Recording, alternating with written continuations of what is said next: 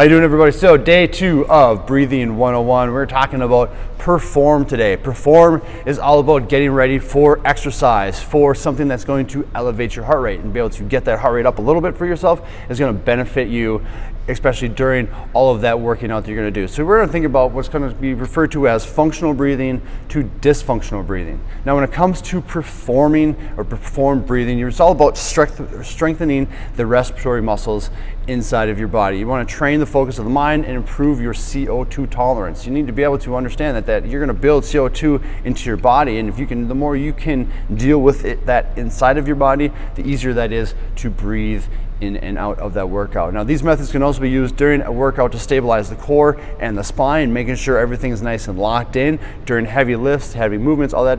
But we also want to create power movements in here, and then we want to boost the recovery during movements. How do you breathe in between movements? If you're going from the deadlift over to the pull-up bar and you got about 5 seconds in there, what can you do inside of that time to be able to go through? And a lot of it is, again, that nasal breathing to mouth breathing. So it comes in through the nose, out through the mouth, just.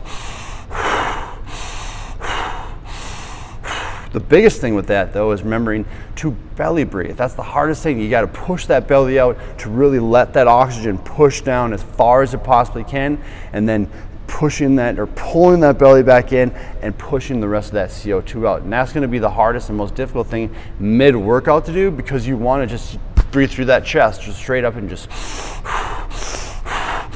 We've all done it, we've all been there, we're going to do that again. But that's where it's just that practice comes in, regardless of how comfortable you are with those movements themselves, starting off with something light and then working ourselves through that. So that functional movement, or that functional breathing I should say, is all about, think of air squats.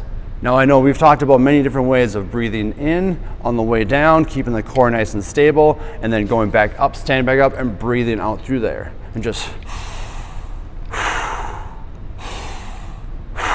Or if you're speeding that up, you're going to be breathing through that squat itself. Now, depending on who you talk to, the coach, I know myself, my heart rate will raise up, so I'll breathe twice through every single air squat that I do. So I'll go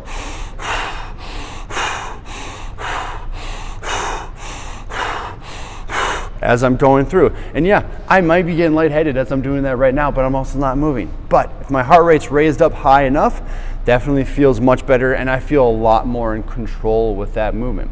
Now, burpees are another one. If you go down, I go down, dropping down to the ground, I'm breathing on the way down, I come back down, and I breathe out once I hit the ground. Breathe back in, pop back up, breathe out again on the way up. So I'll be breathing twice through every single burpee that I do through that too.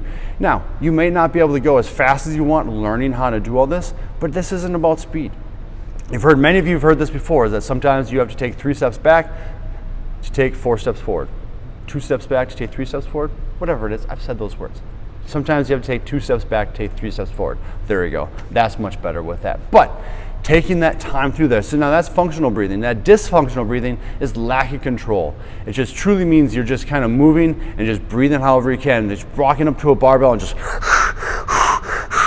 trying to pull off the bar, or just going up there and trying to through your pull-ups, through those double unders, and not thinking about that control. The more dysfunctional breathing you have, the harder your workout's going to be, the less time you're going to have actually moving, the more time you're just staring at whatever equipment you need to do throughout that.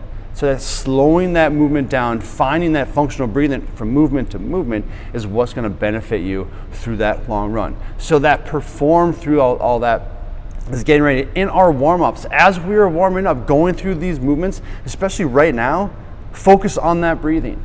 Find cadence breathings, because a lot of these movements in our warm-up are getting ready for the work that we're doing. If you can prep the body through that, regardless if you're at home or even back at the gym here, use that warm-up to get that body prepped, perform ready for the movements we're asking you to do today. All right, it's number 2, perform. We got one more coming for you.